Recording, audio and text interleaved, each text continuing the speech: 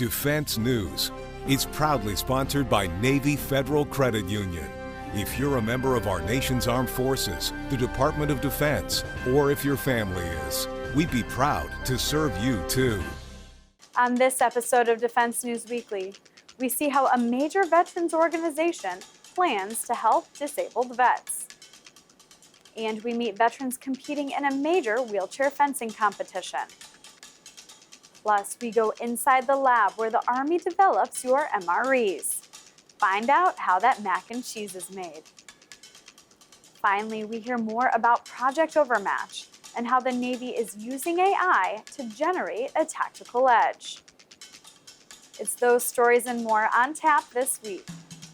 It's the latest in news and analysis from the Pentagon to the platoon, here on Defense News Weekly.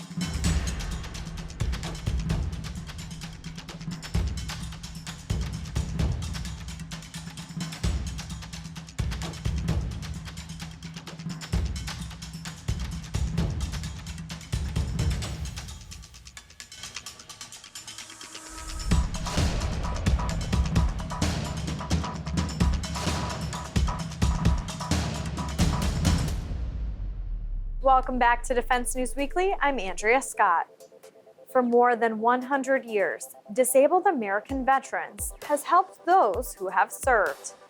Military Times Pentagon Bureau Chief Leo Shane visited the organization recently to hear about the top priorities for them this year and how they hope the government will implement the PACT Act, a new law that expands VA benefits to veterans who were exposed to toxic substances while deployed. Here's some of that conversation.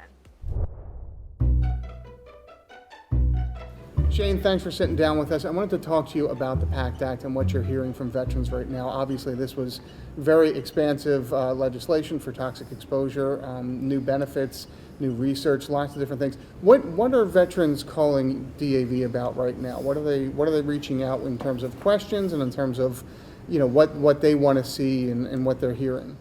Well, I think a lot of it really comes down to is most veterans aren't sure if the PACT Act is applicable to them. So that's what we're getting a lot for the inquiries up front, because we're using the terminology PACT Act so much, but not saying burn pits or Agent Orange. So I think there's a little disconnect on what does it mean. So we're getting lots of questions about that. Then we're also filing a lot of claims once we discuss with them what they may be eligible for and assisting in that process. What we're also hearing is certain issues that they believe aren't covered by the PACT Act, but maybe should be. We're getting responses in reference to Fort McClellan, but we did let them know that Fort McClellan was a part of the PACT Act, not as a presumptive, but part of a study that they're going to do epidemiological research on to determine if there's any connections. So basically, what we're hearing the most is, does this apply to me, and what exactly do we need to do? And I've actually gotten a lot of emails from veterans on that saying, hey, I have this specific case, I served here, I served there, is this covered? What are you telling folks in general? Because I know part of the PACT Act was supposed to be really a whole-scale re-examination of how VA handles these kind of toxic exposure cases. So are you still telling folks, hey, you should talk to VA, you should be going in and at least, even if it's not specified in there, you should be having a conversation? Yeah, we're advising them, if you believe you have a claim, file the claim, right? VA is going to be the ones making the decisions on it and not us. So we're just helping them understand the process, how long it may take, what may be required. So that's what we're hearing from them, and what we're responding with is, here's what's all involved. If this does apply to you, let's file the claim. If you believe it applies to you, we'll file the claim anyway, just to make sure you are getting that to the VA and make sure that it gets addressed. Okay. Burn pits was really one of the big headlines here. As you said, there's a lot of different conditions and situations that were covered, but burn pits has been the one that you guys have been fighting, that the entire veterans community has been fighting for a while. So how does it work for you to sort of shift the mindset from, we've got to fight for these benefits to now, oh my goodness, we have these benefits, now we've got to make sure that folks are getting them? Well, and you're right, we have been fighting for this for a very long time. So once it was passed, it felt very surreal, because now it's this whole shift of, let's get DAVs, National Service Officers, and service officers across the nation informed and ready and prepared to make sure they're putting out the right information and advising veterans and their families on how to file the claim and do it in an appropriate way. So we know our offices, DAV created a PACT Act site on our website, a page on information on what to know, what to do.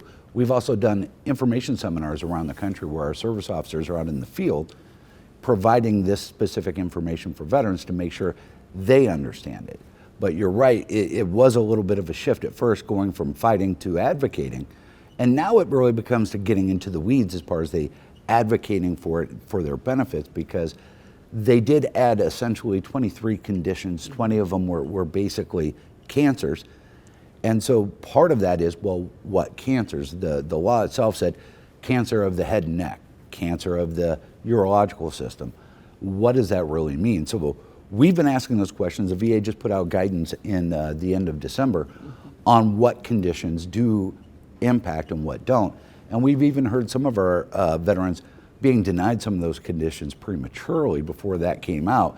But now some of those issues are being addressed. They're taking a look at all of those because prostate cancer is considered one of the presumptive diseases under the PACT Act for burn pits. And this, just to be clear, the presumptive diseases mean if someone who served in Iraq or Afghanistan in areas that are presumed to have burn pit exposure, if they contract one of these cancers or respiratory illnesses, they're covered now. They can get disability benefits. They can get health care coverage. That's correct. If they meet the requirements of the eligibility for being at those locations or with the certain metals, they're considered exposed. And then if they have one of those many diseases, they would be eligible for disability benefits and health care if it's service connected. But what the PACT Act also did is it extended health care to veterans who were exposed to burn pits that may not have been eligible previously.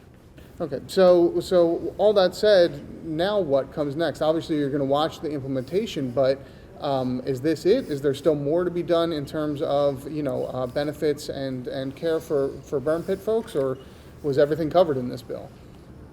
Not everything was covered in this bill. Again, as we said, it's the most comprehensive toxic exposure bill ever. However, there are some gaps, and it's not just about burn pits. I mean, real quick, we'll talk about K2 veterans. Mm-hmm.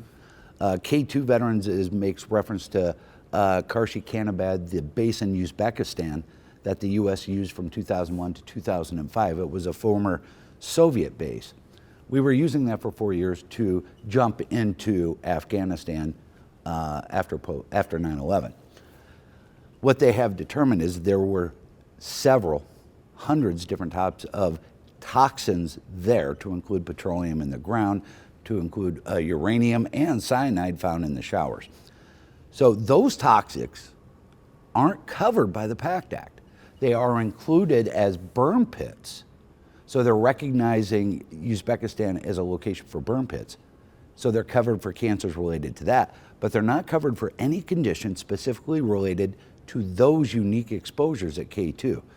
That we are addressing as one of our critical policy goals for the upcoming year, is to close that gap to make sure K2 veterans are getting covered for everything, not just exposure to burn pits.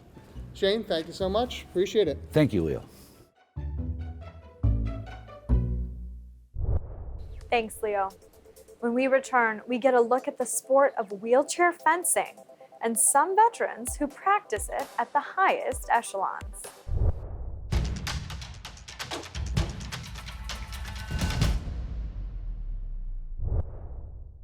Welcome back to Defense News Weekly. I'm Andrea Scott.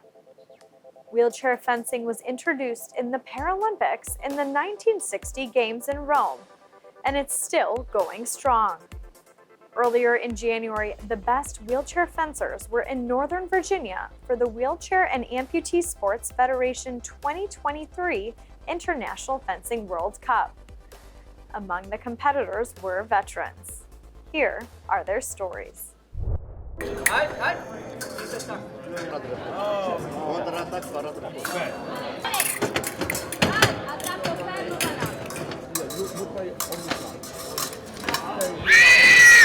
We're here at the IWAS Wheelchair Fencing World Cup just outside of Washington, D.C. in Leesburg, Virginia.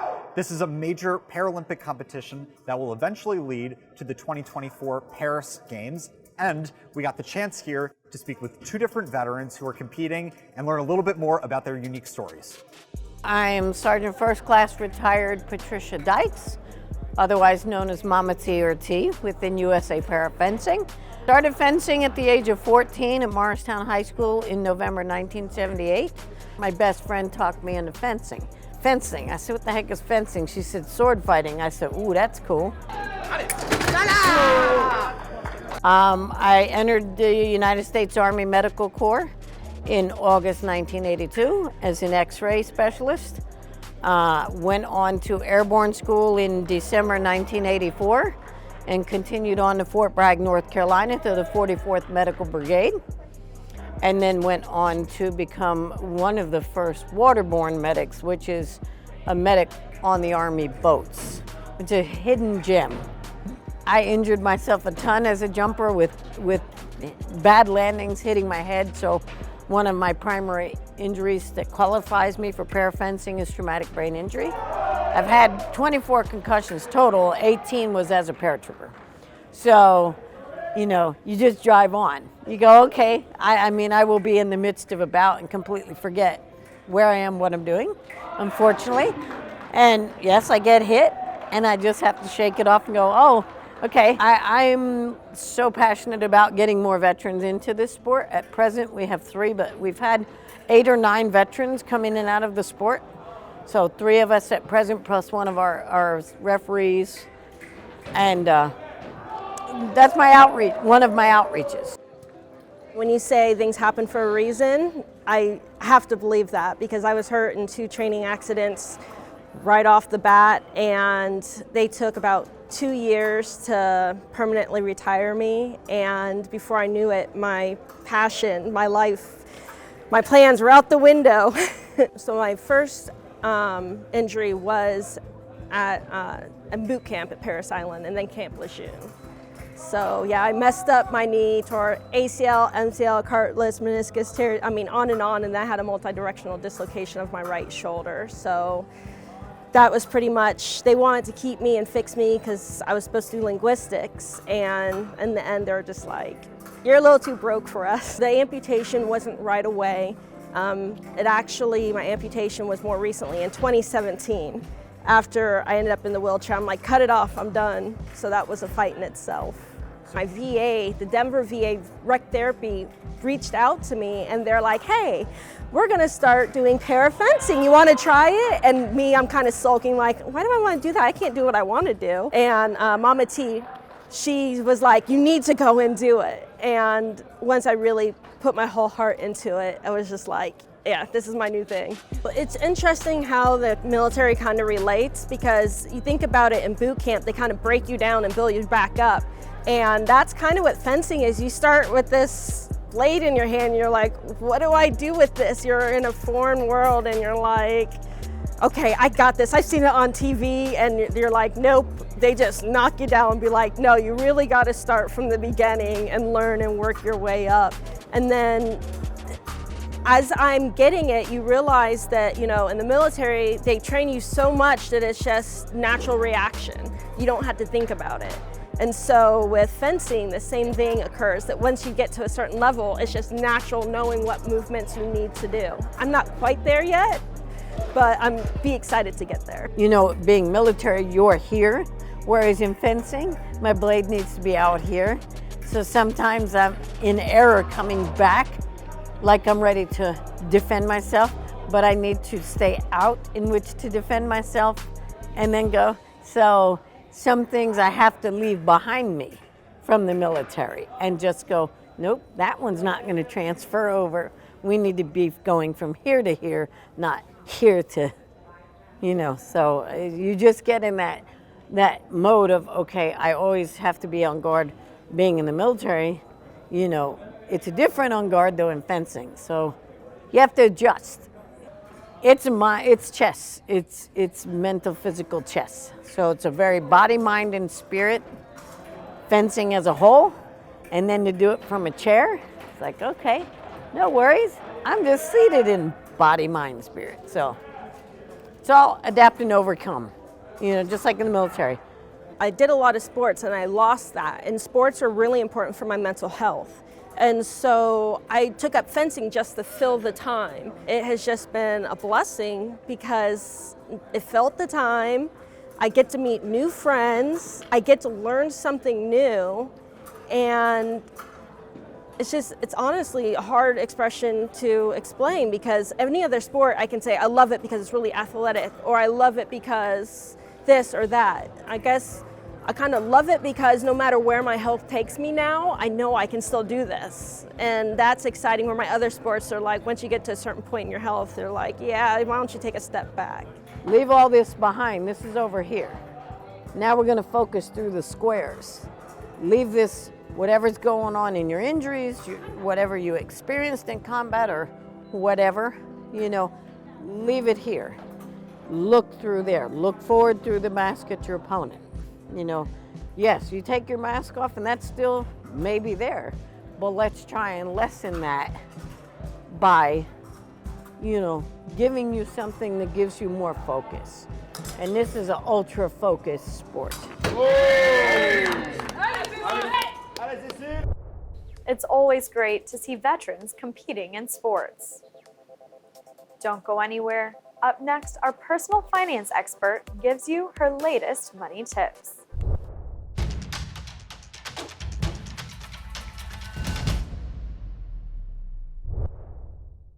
Welcome back.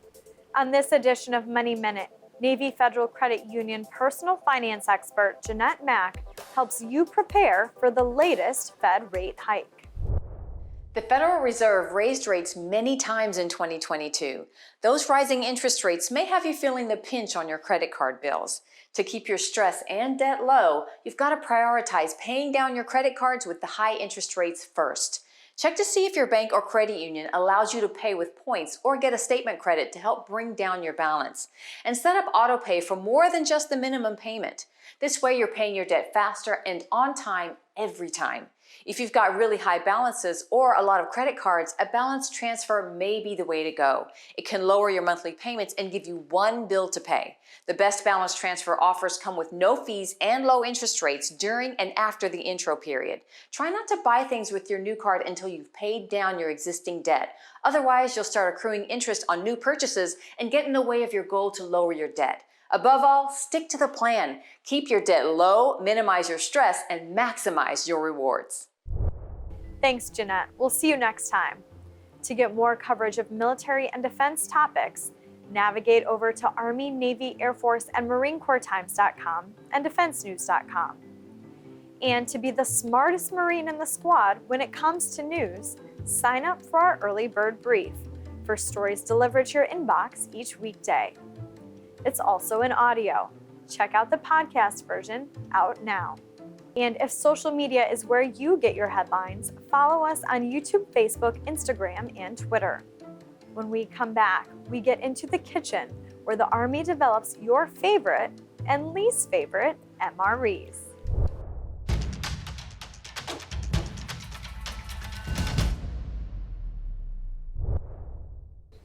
Welcome back to Defense News Weekly. Meals ready to eat. You know them as MREs. The faithful rations are always there for you, ready to feed the team. But have you considered how much thought and planning goes into the packets? Military Times got an inside look at the kitchen where the meals are developed in a specialized facility in Massachusetts.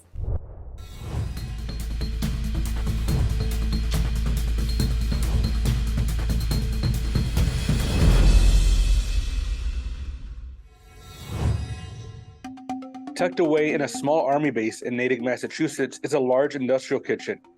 But it's not there to manufacture food.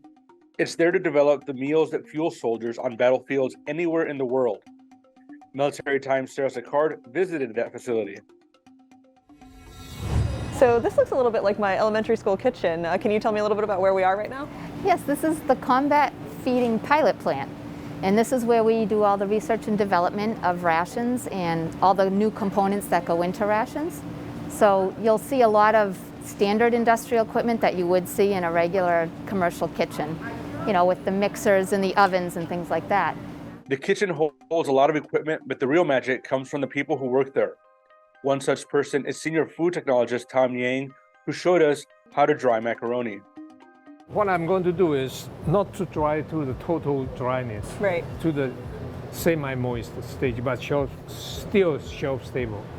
And this is different from freeze drying. Oh yeah, freeze drying, you cannot do that. You have to either dry it totally or otherwise it's gonna spoil. But the microwave, because it's a uniform drying, it's possible to dry to the stage. Okay, so I'm ready to load up.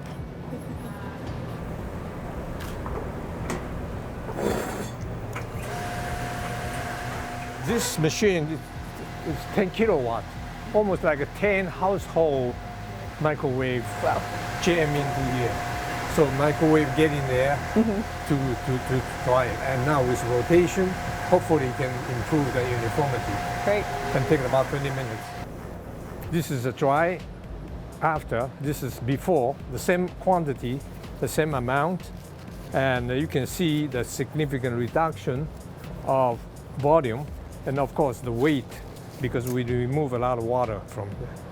Can we pick that up and see? Sure. You can feel it. Okay. And this one. Oh yeah. Oh yeah. Yeah. A significant Much heavier. Yeah. With Army food service equipment technologists here, they are professional chefs. So they can design what soldier like, entree or something like that. And then I can take it, then they can microwave dry it. So I think that would be the ideal way that soldiers will have familiar food to eat, instead of something that they are not familiar with, because we are also playing with the psychology of the soldiers. Make sure they feel comfortable eating it over and over again. What's your favorite thing to freeze dry so far? So far it's cheesecake. Cheesecake? Yeah.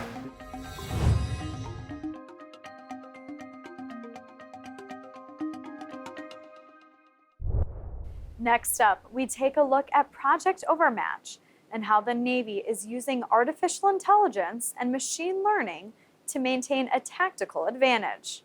Here's part of the conversation with an expert on the topic. Check it out. Project Overmatch, which is one of the Navy's big initiatives, often linked to the sensor to shooter conversation, the JADC2 conversation.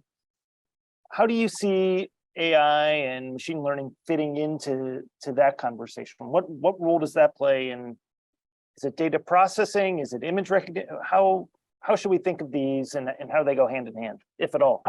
I think that's a really great question. And I do believe they absolutely go hand in hand. And more than that, I think critical to Project Overmatch's end goals is AI, ML, and autonomy.